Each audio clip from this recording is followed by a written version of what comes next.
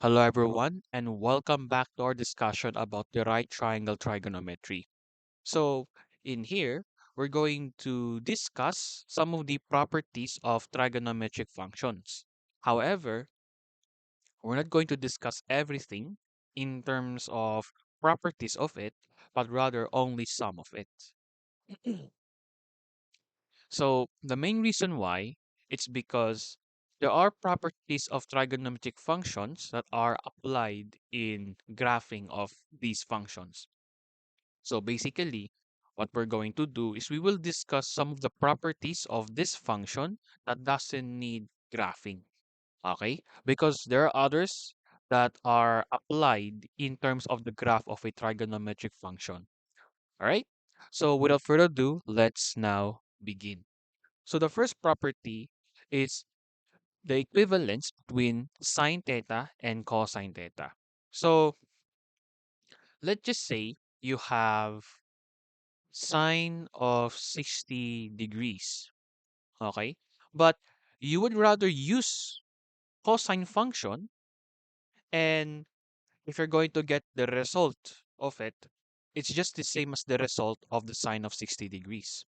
So with that, we can use this property.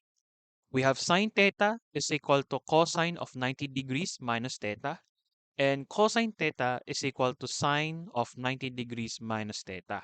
Okay? So again, if ever you want to find a, for example, in this case, sine of 60 degrees, but with the use of cosine function, and the value that we're going to get from that function is the same the value we will get from this one, we will use this property. Okay?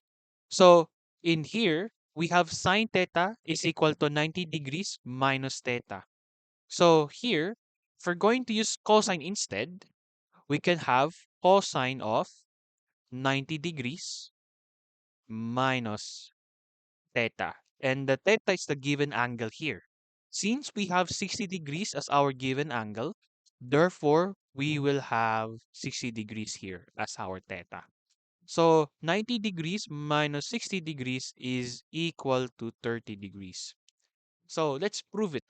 Let's prove that these two functions have the same value. What is sine 60 degrees? Remember that sine 60 degrees is square root of 3 all over 2. So this is square root of 3 all over 2.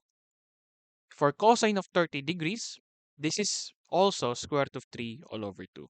So they are in fact the same. Okay? So let's just say we try another example, but instead of sine, we will use cosine.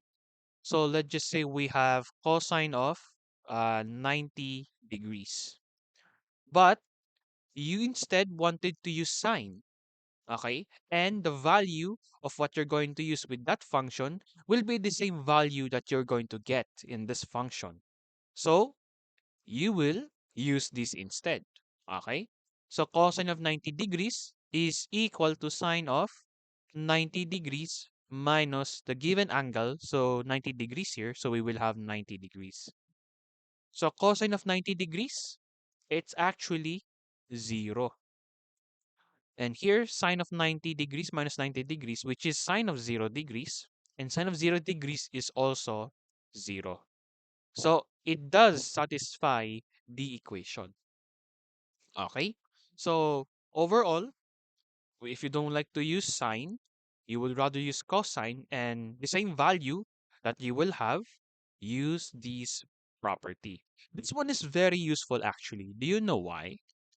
So, do you remember when we are asked to find the missing side of the right triangle? Like for example, in this case, okay? Let's just say this is a right triangle, okay? And then you have an angle here. Let's just say this is 30 degrees. And the hypotenuse given here, suppose it's 8. Okay? Assume that the hypotenuse here is 8. Okay? And you want to find the missing side here. Oh, wait, no, no, no, no. You want to find the, let's just say here, the missing side here. Okay? So here, what we're going to do is you're going to use the angle to be particular given acute angle, right? So here, we can use 30 degrees. Okay? And remember that if you're going to pick an acute angle, there would be a difference in terms of the labeling of the legs of your right triangle. So it means that, for example, if you pick the given acute angle here, for instance, what will happen is that this side would be your adjacent. Remember, adjacent side is adjacent to the angle, basically, or it's next to the angle. Then here, since this side is not adjacent to that angle, or it's not beside to that angle, that would be your opposite. Okay? But if you prefer this angle like 30 degrees here, what happens is that the adjacent is here. Okay? It's here. Since it is beside 30 degrees, and this one would be your opposite since it's not beside with the angle itself. Okay? So in this case, we have 30 degrees and a hypotenuse. So we're going to use this angle to find the side here, which is the opposite. So you have a given angle, you have a given hypotenuse. So what would be the, let's just say, what would be the missing side here? So here, since we have angle, hypotenuse, but the missing side here, that would be, what's that again? Opposite. So you will use sine theta is equal to the opposite all over hypotenuse. So the given angle here is 30 degrees. Okay? Is equal to the opposite, since that's what we're looking for, all over the hypotenuse is 8. So in here, let's find our opposite. We will put 8 beside sine of 30 degrees. So 8 times sine of 30 degrees is equal to O, or opposite rather. So here, 8 times sine of 30 degrees. Sine of 30 degrees is basically 1 half. So 8 times 1 half, it's 4. Therefore, your answer here is 4. Okay? Now, how about, for example, if we use the angle here? Okay? How about if we use the angle here? So here, let me just erase this handwriting, okay? You can just pass backward if you like to. So here, if you're going to find that angle, well, the first way is basically, I think you're going to use this formula, which is the sum of all interior angles. Okay? Remember that in a triangle, the sum of all interior angles is 180 degrees. Meaning, if you're going to add these interior angles, 30 degrees, this, and 90 degrees, the result would be 180 degrees. So here, uh, let's just say we're going to include these angles. So we have 30 degrees plus the question mark plus the right angle, 90 degrees, is equal to 180 degrees. So here, you're going to find that question mark for you to find this angle. So transpose all of the numbers on the left to the right.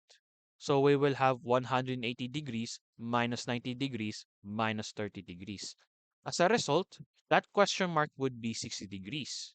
Okay? So this is 60 degrees. Or you can just use this instead. Okay, you can just use this or this property instead of this one. I'll show you how. Okay, so remember that you use sine of 30 degrees, right? But let's just say, let me just erase. Okay, let me just erase the handwritings here again. Okay, there we go. Okay, so going back, you can just use this property instead of the sum of all interior angles method. Okay? By how? Okay? So first, okay, if you're going to use this angle instead of 30 degrees, what will happen here is you will subtract this, what was that again? For you to find this angle, you're going to subtract 30 degrees by 90 degrees. That's it. Okay? If you want to find the angle here, just subtract 90 degrees by 30 degrees. Okay? So since we are referring to this angle, what will happen? This is your adjacent and this is your opposite, no longer the adjacent. So what will be now the result? So this would be what? Cosine theta is equal to adjacent all over the hypotenuse. But remember, I told you, if you want to find the angle here, the angle here, just subtract 30 degrees, no, wait, subtract 90 degrees by 30 degrees. So you have cosine of 90 degrees minus 30 degrees is equal to the adjacent all over your hypotenuse is 8. So put 8 beside there. So you will have 8 times cosine of 90 degrees minus 30 degrees is 60 degrees is equal to A. So here, 8 times cosine of 60 degrees, this is just simply as 1 half. And 8 times 1 half is 4. Oh, see? The same. It's the same. So overall, you can use this property as well if you're going to find the angle missing here, if you're going to base the angle here instead the given angle here instead. Okay? So I think that will be all. So that's like the first property we're going to discuss. Now the next is even and odd functions. But first, take a break.